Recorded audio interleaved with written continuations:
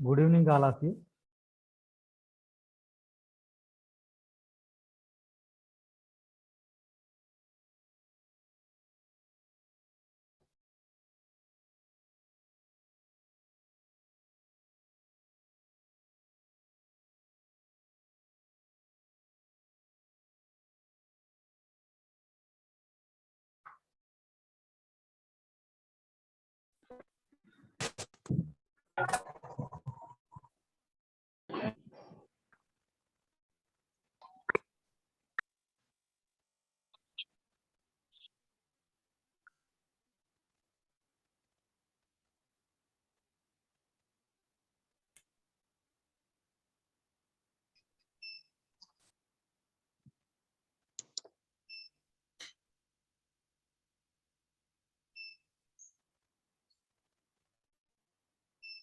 Good evening, all of you.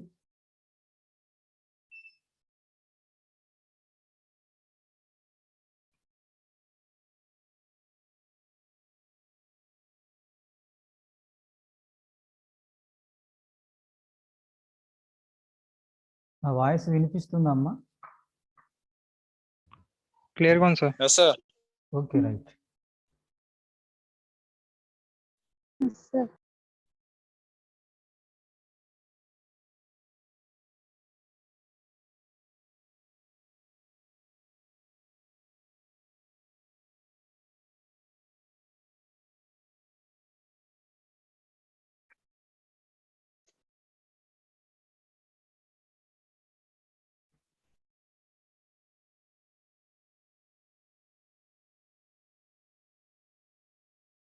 Okay, right. Last క్లాస్లో మనం startups అంటే ఏంటో చెప్పుకోవడం జరిగింది. ఈరోజు మనం ఆర్థిక అభివృద్ధిలో వ్యవస్థాపక పాత్ర, role of entrepreneurship in economic development అనే అంశం గురించి ఈరోజు మనం చెప్పుకుందామండి. అయితే ఇక్కడ ఆర్థిక అభివృద్ధి అంటే ఏమిటి అనే విషయం గురించి మనం ముందు తెలుసుకుందాం. సాధారణంగా ఆర్థిక అభివృద్ధి అంటే ఎకనామిక్స్ చదువుతున్న వాళ్ళకి కానీ లేదా కామర్స్ చదువుతున్న వాళ్ళకి కానీ ఆర్థిక అభివృద్ధి అంటే ఏంటనేది తెలుస్తుంది అన్నమాట ఈజీగా. అయితే సైన్స్ విద్యార్థులకు మీకు ఆర్థిక అభివృద్ధి అంటే కొంతమందికి అవగాహన ఉండొచ్చు, కొంతమందికి అవగాహన అనేది లేకపోవచ్చు అన్నమాట. అయితే చాలా చిన్న అర్థంతో మీకు అందరికీ కూడా ఆర్థిక అభివృద్ధి అంటే ఏంటనే దాని గురించి నేను చెప్తానన్నమాట. సాధారణంగా economic development essentials means upward change continuously in per capita income in a country increases over a long period of time. అంటే per capita income అనేది upward changes increases in per capita income in a long time అన్నమాట. అంటే దేశంలో ప్రజల యొక్క తలసరి ఆదాయంలో పెరుగుదలని ఎక్కువ కాలంగా పెరుగుతున్నట్లయితే, ఇంక్రీజ్ అవుతున్నట్లయితే, పైకి పెరుగుతున్నట్లయితే దానిని మనం ఏమంటామంటే ఆర్థిక అభివృద్ధి అని పిలుస్తాం అన్నమాట. అంటే ఆర్థిక అభివృద్ధి అంటే తలసరి ఆదాయంలో కంటిన్యూగా దీర్ఘకాలంలో పెరుగుదలని మనం ఆర్థిక అభివృద్ధి అని పిలుస్తామండి సాధారణంగా. అయితే చాలామంది ఇదే అర్థాన్ని వాడుతుంటారన్నమాట ఆర్థిక అభివృద్ధి అంటే. అయితే ఇక్కడ ఆర్థిక అభివృద్ధి అంటే కనుక తలసరి ఆదాయంలో పెరుగుదలను కాదండి, తలసరి ఆదాయంలో పెరుగుదలతో పాటు తలసరి ఆదాయంలో పెరుగుదలతో పాటు ప్రజల యొక్క జీవన పరిస్థితులలో, జీవన గమనంలో, అంటే వారి జీవితాలలో విద్యా సదుపాయాలు, వైద్య సదుపాయాలు కానీ, లేకపోతే జననాల రేటు కానీ, లేకపోతే మరణాల రేటు కానీ, ఇలాగ అన్ని అంశాలలో ఓవరాల్గా అభివృద్ధి చెందడాన్ని లేదా మార్పులు రావడాన్ని ఆర్థిక అభివృద్ధి అని పిలుస్తారన్నమాట. అంటే ఆర్థిక అభివృద్ధి అంటే వ్యక్తుల యొక్క జీవితాలలో పెరుగుదలతో పాటు, అంటే ఈ personal income increasing regularly with the sum amenities అన్నమాట, లైక్ ఎడ్యుకేషన్, హెల్త్, ఇలాంటి అన్ని అంశాలు కూడా పెరుగుదల కనిపించినట్లయితే దానిని ఆర్థిక అభివృద్ధి అంటారు. అయితే ఇక్కడ చాలామందికి ఏంటంటే ఆర్థిక వృద్ధి, ఆర్థిక అభివృద్ధి, ఆర్థిక వృద్ధి, ఆర్థిక అభివృద్ధి రెండు ఒకటి అన్న పదంలో ఉపయోగిస్తుంటారు అన్నమాట చాలామంది కూడా. అయితే మీరు తెలుసుకోవాల్సిన అంశం ఏంటంటే ఆర్థిక వృద్ధి, ఆర్థిక అభివృద్ధి రెండు వేరు వేరు అర్థాలని ఉంటాయనే విషయాన్ని మీరు అందరూ కూడా తెలుసుకోవాలని. ఈ రెండు చాలా ముఖ్యమైన అంశాలండి. మన సైన్స్ అండ్ టెక్నాలజీ కూడా చాలా ఉపయోగపడేవండి ఇవన్నీ కూడా. ఆర్థిక వృద్ధి, ఆర్థిక అభివృద్ధి అన్నమాట. అయితే ఈ సింపుల్గా ఏంటంటే ఆర్థిక వృద్ధి అంటే ఏంటంటే the income increasing of a country అన్నమాట. ఒక దేశం యొక్క ఆదాయంలో పెరుగుదలని ఆర్థిక వృద్ధి, దీనిని ఎకనామిక్ గ్రోత్ అంటారు. అంటే ఎకనామిక్ ఇన్కమ్ అనేది ఇంక్రీజ్ అవ్వటం అన్నమాట ఆర్థిక వృద్ధి అంటే. అదేవిధంగా ఆర్థిక అభివృద్ధి అంటే income increasing plus other immunities అనమాట, like education, health, life style expectancy, decreasing of death rate, increasing of birth rate, life expectancy, quality of life, happiness of life, ఇలాంటి పారామీటర్స్ అన్నిటినీ కలుపుకుని ఈ ఎకనామిక్ డెవలప్మెంట్ అంటారు, ఆర్థిక అభివృద్ధి అంటారు. అంటే మీకు ఆర్థిక వృద్ధి, ఆర్థిక అభివృద్ధికి వేరియేషన్ అనేది మీకు అర్థమైందని నేను అనుకుంటున్నాను. ఆర్థిక వృద్ధి అంటే కేవలం increasing of countries income only, but economic development indicates the increasing of income including the facilities of human life with the health, education, life expectancy, birth rate, death rate, తర్వాత ఇవన్నీ కలుపుకుని మనం ఏమంటామంటే ఆర్థిక అభివృద్ధి అంటాము. ఈ ఆర్థిక అభివృద్ధిలో what is the role of entrepreneurship అనే అంశం గురించి ఈరోజు మనం చర్చించుకుందాం. అయితే ఈ ఆర్థిక అభివృద్ధిలో వ్యవస్థాపక పాత్రలో కొన్ని అంశాలను ప్రభావితం చేయటం అనేది జరుగుతుందండి. కొన్ని అంశాలను ముఖ్యంగా ప్రభావితం చేస్తూ ఆ అంశాల ఏంటనేది మనం ఈరోజు చర్చిద్దాం. దాంట్లో ముందుగా ఈ ఆర్థిక అభివృద్ధి అనే అంశాన్ని ఎవరు తీసుకురావటం జరిగిందంటే అండి, ఆడమ్ స్మిత్ అనే ఆర్థిక శాస్త్రవేత్త తీసుకురావటం. ఆడమ్ స్మిత్ అంటే మనకి ఫాదర్ ఆఫ్ ఎకనామిక్స్ అంటారు. ఫాదర్ ఆఫ్ ఎకనామిక్స్ అంటే ఆర్థిక శాస్త్ర పితామహుడు ఆడమ్ స్మిత్ అంటారు.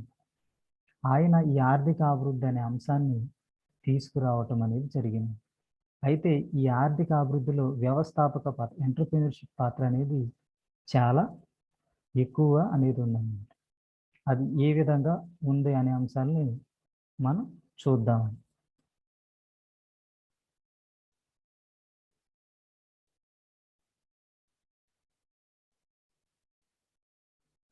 మొదటిగా క్యాపిటల్ ఫార్మేషన్ అంటే ఎంటర్‌ప్రెన్యూర్‌షిప్ అనేది మొదటగా క్యాపిటల్ ఫార్మేషన్ చేస్తుంది.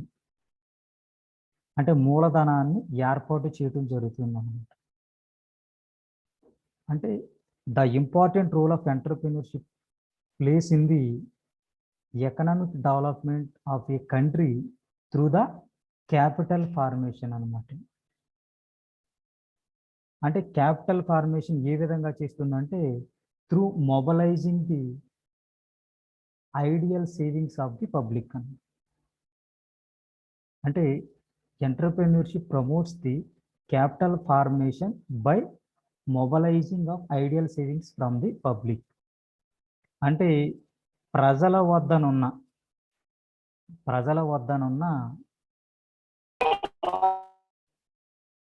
డిపాజిట్ల రూపంలో అంటే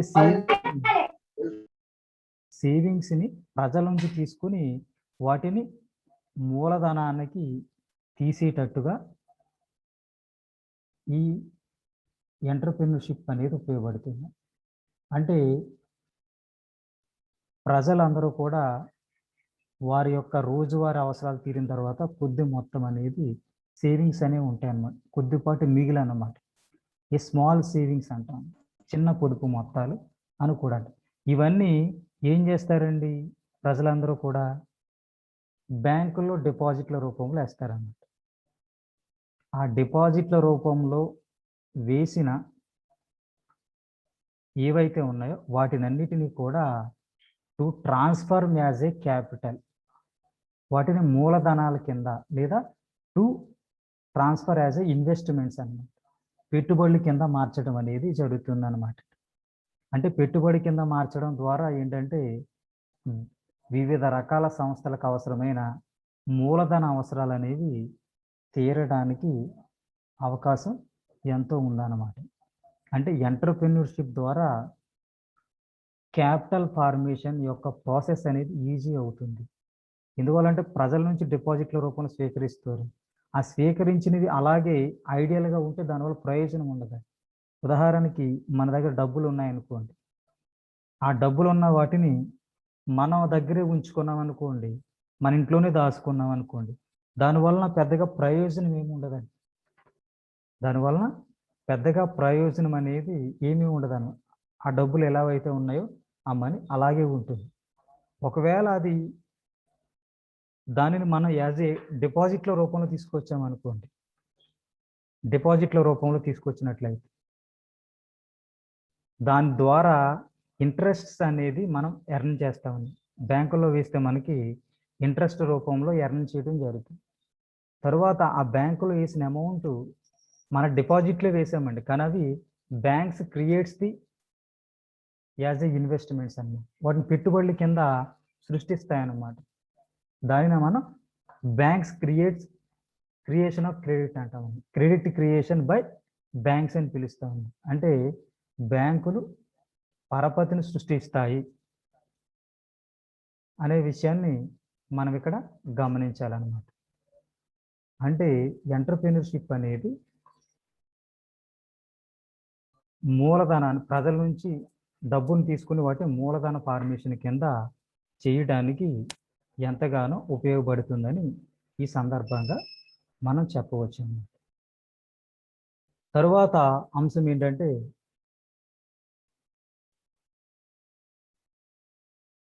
జనరేషన్ ఆఫ్ ఎంప్లాయ్మెంట్ అని. తలసరి ఆదాయంలో పెరుగుదల. Next one improvement in per capita income. తలసరి ఆదాయము అంటారు. తలసరి ఆదాయం per capita income. Entrepreneurship is the motivation of improvement in per capita income. తలసరి ఆదాయంలో పెరుగుదల అంటే ఇక్కడ పెర్ క్యాపిటా ఇన్కమ్ అనేది ఏ విధంగా వస్తుంది? Per capita income is calculated total income of country divided by total people in a country. అంటే దేశంలో ఆర్జించిన మొత్తం ఆదాయాన్ని ఆ దేశంలోని ప్రజల చేత భాగించినట్లయితే మనకి పెర్ క్యాపిటా ఇన్కమ్ తలసరి ఆదాయం అనేది వస్తున్నాం. ఈ తలసరి ఆదాయాన్ని ఎంటర్‌ప్రెన్యూర్‌షిప్ ద్వారా పెంచడానికి అవకాశం అనేది ఉంది.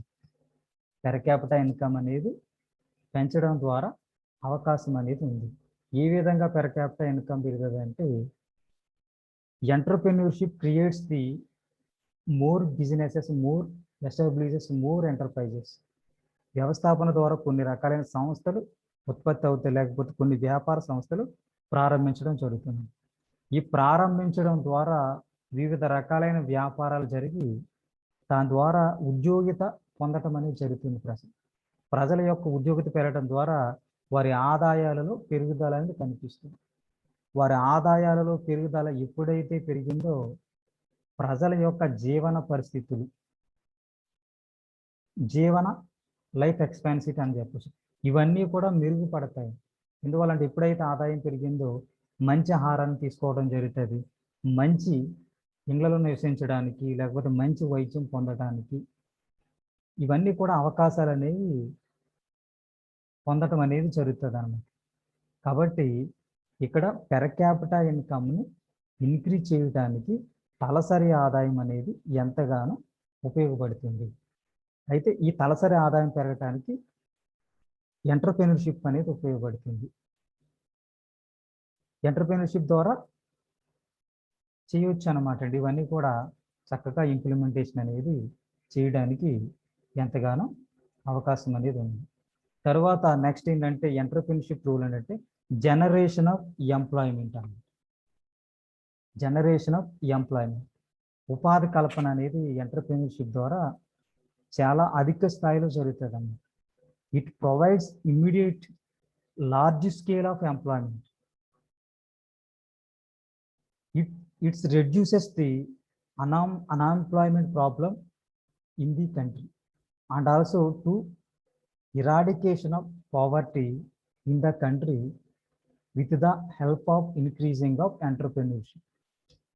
అంటే ఎంటర్‌ప్రెన్యూర్‌షిప్ ద్వారా దేశంలో ఉన్న నిరుద్యోగ సమస్యని తొలగించడానికి భారీ స్థాయిలో ఉద్యోగిత అనేది కల్పించడం అనేది జరుగుతుంది. ఉద్యోగ అవకాశాల కల్పన అనేది జరుగుతుంది. తద్వారా పేదరికాన్ని కూడా నిర్మూలించడానికి ఎంతగానో అవకాశం అనేది ఉంటుంది. ఎందువల్లంటే ఉదాహరణ మన దేశంలో తీసుకున్నామంటే చిన్న తరహా పరిశ్రమ, స్మాల్ అండ్ మైక్రో ఎంటర్ప్రైజెస్, సూక్ష్మ మరియు చిన్న తరహా పరిశ్రమలు 5 మిలియన్ల సంస్థల వరకు మన దేశంలో ఉన్నాయి. ఈ సంస్థలన్నీ కూడా ప్రతి సంస్థ కూడా కనీసం యావరేజ్న 2 లేదా 3 ఎంప్లాయ్మెంట్ అనేది కల్పించబడుతుంది. కనీసం average employment given by the micro and macro firms 2 or more persons అంటే సూక్ష్మ చిన్న సంస్థలు ఎంప్లాయ్మెంట్ అనేది సగటున 2 లేదా 3 ఉపాధి అనేది కల్పించడం జరుగుతుంది. అంటే మనలాంటి జనాభా ఎక్కువ ఉన్న దేశం, మనది సెకండ్ ప్లేస్ అండ్ జనాభాలో మనది second place in the population of the world అన్నమాట. ప్రపంచంలో జనాభా స్థాయి 2వ స్థానంలో ఉన్నాం. కాబట్టి మన దేశంలో పేదరికం కానీ నిరుద్యోగం కానీ చాలా ఎక్కువ స్థాయిలో ఉందనే విషయం మనకందరికీ కూడా. అయితే ఇంత జనాభాకి ఆపర్చునిటీస్ అనేవి, ఉపాధి అవకాశాలు అనేవి ప్రభుత్వాలే కల్పించాలంటే అది సాధ్యం కాదండి. It is very huge risk for the government to creating of jobs. కాబట్టి ఆ అన్ఎంప్లాయ్మెంట్ ప్రాబ్లమ్స్ ఏవైతే ఉన్నాయో వాటిని తొలగించాలి అంటే only the answer is the entrepreneurship. మనం ఒక చిన్న ఉదాహరణ కూడా చెప్పుకున్నాం. నిర్మా సర్ఫ్ యొక్క క్రియేటర్ ఎవరు? Karsan bhai Patel. Is hail from the Gujarat state. Gujarat రాష్ట్రానికి సంబంధించిన కర్సన్ భాయ్ పటేల్. అతను ఒక ఎంప్లాయీగా, కెమిస్ట్గా ఉండాలి అనుకుంటే గనక కేవలం అతని యొక్క ఒక్క ఫ్యామిలీ మాత్రమే బతుకు. కానీ అతను ఎప్పుడైతే ఒక ఎంటర్‌ప్రెన్యూర్‌గా, వ్యవస్థాపకుడి కింద మారాడు, thousands of people get the employment opportunities. వేల మంది నిరుద్యోగులు ఉపాధి పొందటాన్ని మనం కర్సన్ భాయ్ పటేల్ యొక్క ఎగ్జాంపుల్లో చూడటం జరిగింది. వేల మందికి ఉపాధి. 14,000 మందికి అతను ఉపాధి కల్పించడం అనేది జరిగింది. అంటే 14,000 ఫ్యామిలీస్ అనేవి సేవ్ అవుతున్నాయి. అంటే ఒక ఫ్యామిలీ కంటే కూడా 14,000 ఫ్యామిలీని ఓన్లీ అతను ఎంటర్‌ప్రెన్యూర్ అనే కావటం వలన మాత్రమే సాధ్యమైందని మనం చెప్పుకోవచ్చు అన్నమాట. కాబట్టి ఇక్కడేంటి ఎంప్లాయ్మెంట్ క్రియేషన్ అనేది ఎంటర్‌ప్రెన్యూర్‌షిప్ ద్వారా జరుగుతుంది. అంటే generation of employment only entrepreneurship only. More and more opportunities, వేరే రకాలైన ఉద్యోగ అవకాశాలను కల్పిస్తుంది. ఏదైనా సరే ఎంటర్‌ప్రెన్యూర్‌షిప్పే ultimate solution for our Indian economic development అన్నమాట.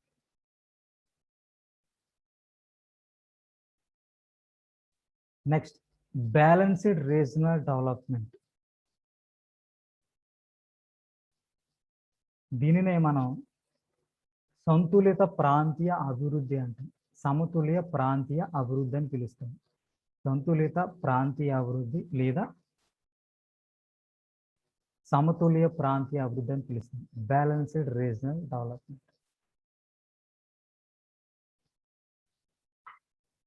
ఈ బ్యాలెన్స్డ్ రీజనల్ డెవలప్మెంట్ అంటే అన్ని ప్రాంతాలు, మన దేశంలో వివిధ రకాలైన రాష్ట్రాలు ఉన్నాయి, జిల్లాలు ఉన్నాయి. వీటి మధ్య వ్యత్యాసాలు అనేవి చాలా ఉన్నాయి. వ్యత్యాసాలు అంటే ఒక ప్రాంతం అభివృద్ధి చెందిన ప్రాంతంగా మనం చూస్తాం. ఆ ప్రాంతంలో అన్ని రకాలైన సదుపాయాలు ఇవన్నీ కూడా. ఒక ప్రాంతంలో ఎడారిగా ఉండి ఏ విధంగా అభివృద్ధి లేకుండా చాలా వెనకబడిన జిల్లాగా ఉంటుంది, వెనకబడిన ప్రాంతంగా. అంటే ఈ వ్యత్యాసాలు అనేవి ఏ విధంగా ఏర్పడుతున్నాయంటే ఆ ప్రాంతాలలో అవైలబిలిటీ ఆఫ్ ది రిసోర్సెస్, అందుబాటులో ఉండే వనరుల ఆధారంగా ఒక ప్రాంతం బాగా అభివృద్ధి చెందిన ప్రాంతంగా, ఒక ప్రాంతం వెనకబడిన ప్రాంతంగా ఉండటాన్ని మనం చూస్తున్నాం. వెనకబడిన జిల్లాలు లేదా కరువు జిల్లాలు, కొన్ని రాష్ట్రాలు పేద రాష్ట్రాలు, లేకపోతే ధనిక రాష్ట్రాలు అని ఈ పదాలన్నీ కూడా మనం వింటున్నాము. అయితే ఇక్కడ ఏంటంటే ఒక ప్రాంతంలో ఉండే వనరులు మరొక ప్రాంతంలో లేకపోవటం వల్ల ఒక ప్రాంతం అభివృద్ధి చెందటము, మరొక ప్రాంతము అభివృద్ధి చెందకపోవటం అనే అంశాలు ఉంటాయి. కాబట్టి ఆ విధంగా అభివృద్ధి చెందిన లేకపోతే చెందకపోయినా కానీ ఈ ఎంటర్‌ప్రెన్యూర్‌షిప్ అనేది అన్ని ప్రాంతాలని సమానంగా అభివృద్ధి చెందేటట్టుగా, అన్ని ప్రాంతాలను సమానంగా అభివృద్ధి చెందడానికి ప్రోత్సాహాన్ని ఎంటర్‌ప్రెన్యూర్‌షిప్ ద్వారా చెందించవచ్చు అన్నమాట. అంటే ఒక ప్రాంతం అనేది అభివృద్ధి చెందాలా చెందకూడదు అనే విషయాల్ని మనం ఎంటర్‌ప్రెన్యూర్‌షిప్ ద్వారా సాధ్యం చేయొచ్చు అన్నమాట. అందువలన ప్రాంతీయ అభివృద్ధి, సంతులిత ప్రాంతీయ అభివృద్ధి అనేది ఎంటర్‌ప్రెన్యూర్‌షిప్ ద్వారా మనం సాధించవచ్చు. ఈ విధంగా సాధించడానికి అవకాశం ఉంది ఎంటర్‌ప్రెన్యూర్‌షిప్. ఉదాహరణకి అభివృద్ధి చెందిన ప్రాంతాలు, అభివృద్ధి చెందిన ప్రాంతాలు ఏవైతే ఉన్నాయో ఆ ప్రాంతాలలో మనం ఏవైనా పరిశ్రమలను కానీ ఇండస్ట్రీస్ని కానీ ఎస్టాబ్లిష్ చేయాలంటే it is a very hard process. చాలా కష్టతరంతో కూడుకున్న ప్రాసెస్ అన్నమాట, ప్రక్రియ, కష్టతరమైన ప్రక్రియ అన్నమాట. ఎందువల్లంటే ఆ ప్రాంతంలో చేయాలంటే ప్లేసెస్ అనేవి కూడా, రిసోర్సెస్ అనేవి వెరీ కాస్ట్లీ. అక్కడ ఉండే రిసోర్సెస్ అన్ని పొందాలంటే చాలా ఖరీదుతో కూడుకున్న ఉంటాయి. వాటికి వ్యయం అనేది, ఎక్స్పెక్టేషన్ అనేది ఎక్కువ అవుతుంది. అందువలన ప్రభుత్వం ఎలా ఆలోచించిందంటే బ్యాలెన్స్డ్ రీజనల్ డెవలప్మెంట్ పథకంలో భాగంగా కొన్ని రకాలైన స్కీమ్స్ని తీసుకురావడం జరిగింది. Introduce in the scheme for the balanced regional development. ప్రాంతీయ లేదా సంతులిత ప్రాంతీయ అభివృద్ధి కోసము ప్రభుత్వము కొన్ని రకాలైన పథకాలను అభివృద్ధి చేసింది. ఎక్కడైతే వెనకబడిన ప్రాంతాలలో ఇండస్ట్రీస్ని డెవలప్ చేస్తారో లేకపోతే అభివృద్ధి చేస్తారో లేకపోతే ఎస్టాబ్లిష్ చేస్తారు. ఆ ప్రాంతాలలో పరిశ్రమలకి కొన్ని రకాలైన ప్రభుత్వాల నుంచి ఇన్సెంటివ్స్ అన్నమాట. Intensive given to the those firms are established in the backward areas or underdeveloped places అన్నమాట ఆర్ స్టేటస్. అంటే ఏ ప్రాంతాల్లో అయితే వెనుకబడిన ప్రాంతాల్లో ఉన్నాయో ఆ ప్రాంతాల్లో సంస్థలు కనుక ఏర్పాటు చేస్తే కనుక ప్రభుత్వాల నుంచి కొన్ని రకాలైన ఇన్సెంటివ్స్ అనేవి పొందటం అనేది. అంటే పన్ను మినహాయింపులు కానీ లేకపోతే లీజుకి సంబంధించి ల్యాండ్కి సంబంధించిన అంశాల్లో చాలా తక్కువ వసూలు చేయడం కానీ లేకపోతే ఎలక్ట్రిసిటీ ఫెసిలిటీస్ కానీ లేకపోతే వాటర్ ఫెసిలిటీస్ కానీ ట్యాక్స్ ఎగ్జామ్షన్స్ కానీ తర్వాత రిజిస్ట్రేషన్ ప్రాసెస్లో చాలా తక్కువ ఫీజులు వసూలు చేయటం కానీ ఇలా రకరకాలైన స్కీమ్స్ అనేవి పథకాలు అనేవి ప్రభుత్వమే ఏర్పాటు చేసి ఇంప్లిమెంటేషన్ అనేది చేస్తున్నాను. ఎందుకోసం అంటే బ్యాలెన్స్డ్ రీజనల్ డెవలప్మెంట్ అనేది జరగాలనే ఉద్దేశం. తద్వారా ఎంటర్‌ప్రెన్యూర్‌షిప్ ద్వారా ఉపాధి అవకాశాలు అనేవి ఏర్పడటం అనేది జరుగుతుంది అన్నమాట. కాబట్టి బ్యాలెన్స్డ్ రీజనల్ డెవలప్మెంట్ చెందటం కోసం కొన్ని రాష్ట్రాలకి ఏవైతే వెనకబడిన రాష్ట్రాలు అయితే ఉన్నాయో ఆ రాష్ట్రాలకి స్పెషల్ కేటగిరీ స్టేటస్ అనేది ఇవ్వటం మనకందరికీ తెలుసు. మన ఆంధ్రాకి సంబంధించి మన ఆంధ్రప్రదేశ్ స్టేట్కి సంబంధించి అవిభక్త ఆంధ్రప్రదేశ్ రాష్ట్రం నుంచి తెలంగాణ వేరే ఎప్పుడైతే అయిందో అప్పుడు మనకి ప్రత్యేక హోదా ఇస్తానని చెప్పడం జరిగిందండి. అయితే ఇంతవరకు కూడా ప్రత్యేక హోదా అని తెవలేదు. ఆ ప్రత్యేక హోదా ఏంటంటే ఇందులో భాగంగా వస్తుంది బ్యాలెన్స్డ్ రీజనల్ డెవలప్మెంట్. ప్రత్యేక హోదా ఇచ్చినట్లయితే ప్రభుత్వాల నుంచి కేంద్ర ప్రభుత్వాల నుంచి కొన్ని రకాలైన మినహాయింపులు వస్తాయి. ట్యాక్స్ కన్సెషన్స్ అని ప్రభుత్వం నుంచి మినహాయింపులు వస్తాయి. తరువాత కొన్ని రకాలైన ప్రోత్సాహకాలు వస్తాయి అన్నమాట ప్రభుత్వాల నుంచి. అవన్నీ రావటం ద్వారా చాలా ఎంటర్‌ప్రెన్యూర్స్ అన్నమాట చాలామంది ఎంటర్‌ప్రెన్యూర్స్ మన దేశంలోనే కాదు విదేశాల నుంచి కూడా చాలా రకాలైన ఎంటర్‌ప్రెన్యూర్స్ వచ్చి మన రాష్ట్రంలో ఎక్కువ ఇండస్ట్రీస్ అనేవి ఏర్పాటు చేయడానికి అవకాశం ఉంది. ఆ విధంగా ఆ ప్రాంతంలో ఎప్పుడైతే ఇండస్ట్రీస్ ఎస్టాబ్లిష్ చేశారో వారందరూ కూడా మినహాయింపులు తీసుకోవడం జరుగుతుంది ప్రభుత్వం నుంచి. అలాగే ప్రభుత్వం నుంచి కొన్ని ప్రోత్సాహకాలను వివిధ రూపాలలో తీసుకుంటారు. వాటన్నిటిని పొందడానికి ఈ ప్రత్యేక హోదా అనేది ఉపయోగపడుతుంది. తద్వారా పరిశ్రమలు రావడానికి ఎంతగానో ఉపయోగపడుతుంది.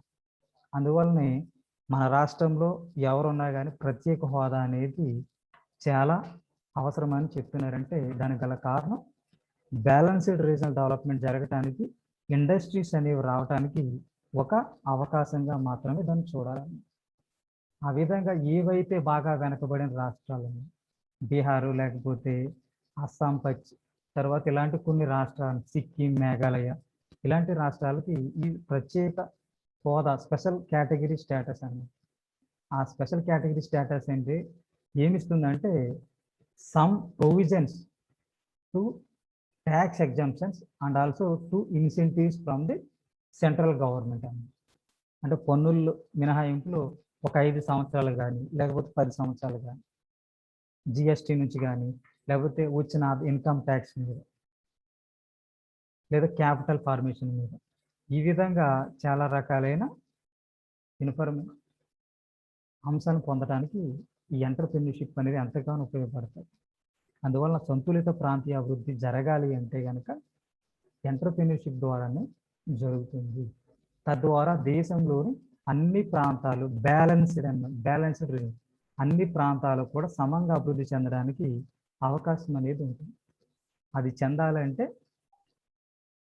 కేవలం ఎంటర్‌ప్రెన్యూర్‌షిప్ ద్వారానే జరుగుతుందనే విషయాన్ని మనం అందరం కూడా గమనించాలి. తరువాత ఇంప్రూవ్మెంట్ ఇన్ లివింగ్ స్టాండర్డ్స్ జీవన ప్రమాణాలు అనేవి మెరుగవుతాయి. వ్యవస్థాపన ద్వారా జీవన ప్రమాణాలు అనేవి మెరుగుపడతాయి. ఏ విధంగా మెరుగుపడతాయంటే more number of farms established in a place. ఆ చుట్టుపక్కల ప్రాంతాల్లో చాలా రకాల సంస్థలు ఏర్పాటు చేస్తే దాంట్లో ఎంప్లాయ్మెంట్ అనేది దొరకటం ద్వారా పావర్టీ అనేది ఇరాడికేషన్ అనేది అవుతుంది. పావర్టీ ఇరాడికేషన్ అవడం కాకుండా నిరుద్యోగ సమస్య కూడా, అన్ఎంప్లాయ్మెంట్ ప్రాబ్లం కూడా సాల్వ్ అవడానికి ఉంది. ఎప్పుడైతే ఎంప్లాయ్మెంట్ పొందిందో దాని ద్వారా వచ్చిన అంశాలన్నీ కూడా ఏవైతే ఆదాయాలు పెరగటం ద్వారా వారి జీవన ప్రమాణాలను అంటే విద్యా వైద్య సదుపాయాలు పొందటం, తర్వాత జననాల రేట్ అనేది పెరగటం, మరణాల రేటు తగ్గటం, తర్వాత ఆయు ప్రమాణం లైఫ్ ఎక్స్పాన్సిటీ అనేది పెరగటం అనేది ఈ ఎంటర్‌ప్రెన్యూర్‌షిప్ ద్వారా జరుగుతుందనే విషయాన్ని మనం అర్థం చేసుకోవచ్చు. తర్వాత ఎకనామిక్ ఇండిపెండెన్స్. ఎప్పుడైతే ఎంటర్‌ప్రెన్యూర్‌షిప్ ద్వారా దేశ ఆర్థిక వ్యవస్థకి ఎకనామిక్ ఇండిపెండెన్స్ అనేది వస్తుందన్నమాట. ఆర్థిక స్వతంత్రం అంటే ఎప్పుడైతే సంస్థలని ఎక్కువగా ప్రారంభించారో ఆ సంస్థల ద్వారా ఎక్కువ ఇన్కమ్ అనేది వస్తుంది. ఎక్కువ ఇన్కమ్ ద్వారా ట్యాక్సెస్ రూపంలో లేకపోతే ఫీజెస్ రూపంలో గవర్నమెంట్‌కి ఇన్కమ్ రూపంలో చాలా రకాలైన ఆదాయాలను రావటం జరుగుతుంది. ఈ ఆదాయాన్ని వివిధ రకాలైన అభివృద్ధి కార్యకలాపాలకి తీసుకువెళ్ళడానికి ఎంతగానో ఉపయోగపడటం అనేది జరుగుతుందండి. ఆ విధంగా దేశానికి ఒక ఆర్థిక స్వతంత్రము ఏ నిర్ణయాన్ని తీసుకోవడానికి, అంటే నిర్ణయాన్ని తీసుకోవడానికి వెనకడుగు వేయటం అనేది ఉండదు. డేర్‌గా నిర్ణయాలను తీసుకుంటారన్నమాట. ఏదైనా మనం నిర్ణయాలు తీసుకోవాలంటే ముందుగా ఫైనాన్షియల్ రిసోర్సెస్ అనేది చాలా ముఖ్యం. మన దగ్గర సరిపోయిన డబ్బులు ఉంటే మనం ఎటువంటి నిర్ణయాలైనా సరే చాలా ధైర్యంగా తీసుకోవచ్చు. అందువలన దేశ ఆర్థిక వ్యవస్థ కూడా ఎకనామిక్ ఇండిపెండెన్స్‌ని పొందాలి అంటే గనక ఎంటర్‌ప్రెన్యూర్‌షిప్ ద్వారా మాత్రమే జరుగుతుందని చెప్పొచ్చు అనమాట. ఎందువల్లంటే ఎంటర్‌ప్రెన్యూర్‌షిప్ ద్వారా సంస్థలు వస్తాయి. సంస్థల ద్వారా బిజినెస్ జరుగుతుంది. బిజినెస్ ద్వారా ఎంప్లాయ్మెంట్ జనరేషన్ అవుతుంది. ఈ ఎంప్లాయ్మెంట్ జనరేషన్ ద్వారా ప్రజల యొక్క లైఫ్ ఎక్స్పాన్సిటీ పెరుగుతుంది. లైఫ్ ఎక్స్పాన్సిటీ పెరగడం ద్వారా వివిధ రకాలైన అంశాల మీద ఖర్చు పెట్టడం జరుగుతుంది. ఇవన్నీ ఖర్చు పెట్టడం ద్వారా గవర్నమెంట్‌కి ట్యాక్స్‌ల రూపంలో, ఫీజుల రూపంలో కొంత ఆదాయం అనేది చేకూరుస్తుందండి. ప్రభుత్వం దగ్గర ఎప్పుడైతే ఇన్కమ్ ఉందో వివిధ రకాలైన డెవలప్‌మెంట్ యాక్టివిటీస్‌ని చేయడానికి అవకాశం అనేది ఉంటుందన్నమాట. తర్వాత బ్యాక్వర్డ్ అండ్ ఫార్వర్డ్ లింకింగ్ అండి. వెనకబడిన మరియు ఫార్వర్డ్ అనుసంధానం. వెనకబడిన అంశాలు యువత ముందుకి అన్నమాట. అంటే ఎంటర్‌ప్రెన్యూర్‌షిప్ ద్వారానే ఏంటంటే ఒక పరిశ్రమ ఉందనుకోండి. ఆ పరిశ్రమకు సంబంధించి వెనక కొన్ని రకాలైన అభివృద్ధి పనులు జరుగుతాయి. కార్యకలాపాలు అనేవి ఇంప్లిమెంటేషన్ అవుతాయి. కొన్నేమో ముందు ఇంప్లిమెంటేషన్ అనేది అవటం జరుగుతుందన్నమాట. ఉదాహరణకి ఒక example of taken iron industry. ఒక ఇనుము ఫ్యాక్టరీని తీసుకున్నాం అనుకోండి. ఇనుము ఫ్యాక్టరీ ద్వారా బ్యాక్వర్డ్ జరిగేది ఏంటంటే ఐరన్ ఓర్ అనేది, ముడి పదార్థాలు, సున్నపు రాయి, ఈ పరిశ్రమలన్నీ కూడా అభివృద్ధి చెందడానికి అవకాశం ఉంది. ఇవన్నిటికి కూడా అవకాశాలు అనేవి ఉంటాయి. సున్నపు రాయి కానీ, లేకపోతే ముడి ఇనుము కానీ, లేకపోతే బొగ్గు కానీ, ఇలాంటివి కొన్ని అని కూడా కనిపించవని, ముందుకి కనిపించవండి. ఐరన్ ఇండస్ట్రీ అంటాం కానీ దాని వెనకాల బొగ్గు కానీ, ఐరన్ ఓర్ కానీ, సున్నపు రాయి కానీ, ఇలాగ ఏవైతే ఉన్నాయో దాంట్లో ఉపయోగించేవన్నీ కూడా మనకు కనిపించవన్నమాట. వెనకాల ఆ ఐరన్ ఇండస్ట్రీకి వెనక ఉంటాయన్నమాట. ఇవన్నీ కూడా అభివృద్ధి చెందడానికి అవకాశం అనేది ఉంటుందండి. అంటే ఈ ఎంటర్‌ప్రెన్యూర్‌షిప్ ద్వారా తరువాత అంశం కూడా అభివృద్ధి చెందడానికి అనేది అవకాశం. అలాగే ముందుకి ఐరన్ ఇండస్ట్రీ ద్వారా ముందుకి ఏం కనిపిస్తుంది?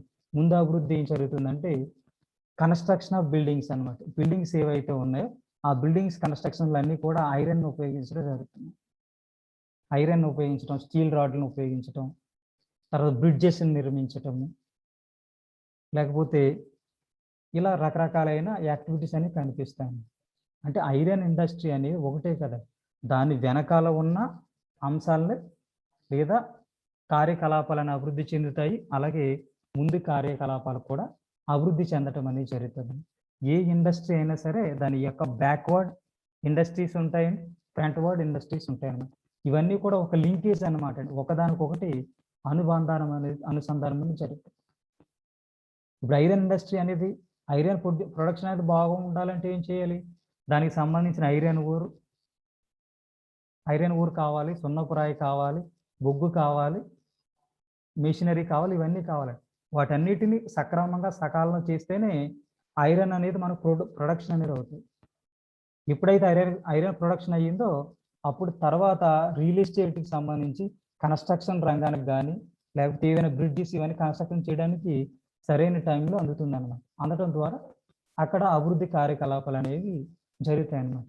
ఈ విధంగా ముందు వెనక అనేది ఒక లింక్ ఫామ్లో జరగటాన్ని మనం గమనించవచ్చు అన్నమాట. అంటే ఏ పరిశ్రమ తీసుకున్నా కానీ దానికి కనిపించిన రంగం ఒకటి ఉంటుంది, తర్వాత దాన్ని ఆధారంగా చేసుకుని ముందుకు వెళ్ళే రంగము అనేది ఒకటి అనేది ఉంటుంది అన్నమాట. తర్వాత creation of wealth and entrepreneurship యొక్క అల్టిమేట్ ఎయిమ్ అనేది ఏంటంటే క్రియేషన్ ఆఫ్ వెల్త్ అన్నమాట. అల్టిమేట్‌గా అవి ఏ రూపంలో అంటే సెక్యూరిటీస్ ఇష్యూస్ అన్నమాట. అంటే ఏదైనా ఎంటర్ప్రైజ్ యొక్క అల్టిమేట్ ఆబ్జెక్టివ్ ఏంటంటే to optimisation of wealth or to creation of wealth అన్నమాట. సంస్థ యొక్క సంపదను పెంపొందించడం అన్నమాట. అంటే లాభాలు ఆర్జించడం కాదండి, లాభాల గరిష్టీకరణ అనేది సెకండరీ ఆబ్జెక్టివ్ అన్నమాట. ఏదైనా సంస్థ యొక్క అంతిమ లక్ష్యం ఏంటంటే ultimate objective is the to creation of wealth of any enterprise అన్నమాట. ఏ ఎంటర్ప్రైజ్ యొక్క అయినా సరే చివరిగా వెల్త్ అన్నమాట. అది ఏ రూపంలో ఉంటుందంటే సెక్యూరిటీస్ అని స్టాక్ ఎక్స్చేంజ్ అంటాం మనం, వాటాలకు సంబంధించి అన్నమాట. ఇది సంపదను సృష్టించడం అని చెప్పడం. అంటే ఎంటర్‌ప్రెన్యూర్‌షిప్ ద్వారా అల్టిమేట్‌గా ఏమవుతుందంటే to creation of wealth of any enterprise. సంస్థల యొక్క సంపదను పెంపొందించడమే ఎంటర్‌ప్రెన్యూర్‌షిప్ యొక్క ముఖ్యమైన లక్ష్యంగా మనం భావించవచ్చు. తద్వారా అంటే దేశంలో ఆర్థికాభివృద్ధి సాధించాలంటే దేశం అనేది ఖచ్చితంగా క్రియేషన్ ఆఫ్ వెల్త్ అనే ఒక యాక్టివిటీ అనేది ఉండాలి. ఆ యాక్టివిటీ కేవలం ఎంటర్‌ప్రెన్యూర్‌షిప్ ద్వారానే జరుగుతుంది. ఇది ఈరోజు మనం చెప్పుకున్న ఎంటర్‌ప్రెన్యూర్‌షిప్ యొక్క role in the economic development అన్నమాట. అర్థమైందండి అందరికీ?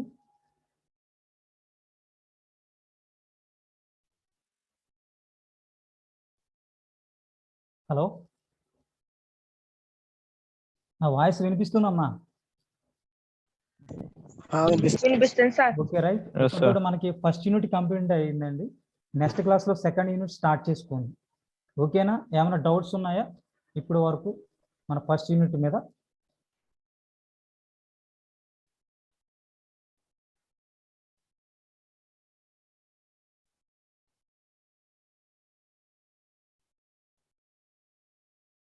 అమ్మా ఎవరు రెస్పాండ్ అవ్వండి, ఎవరొకరు.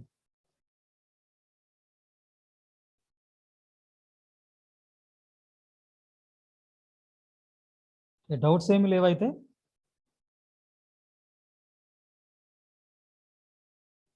క్లోజ్ చేయొచ్చు అయితే మీటింగ్. Yes sir. ఓకే అమ్మా, రైట్. Thank you.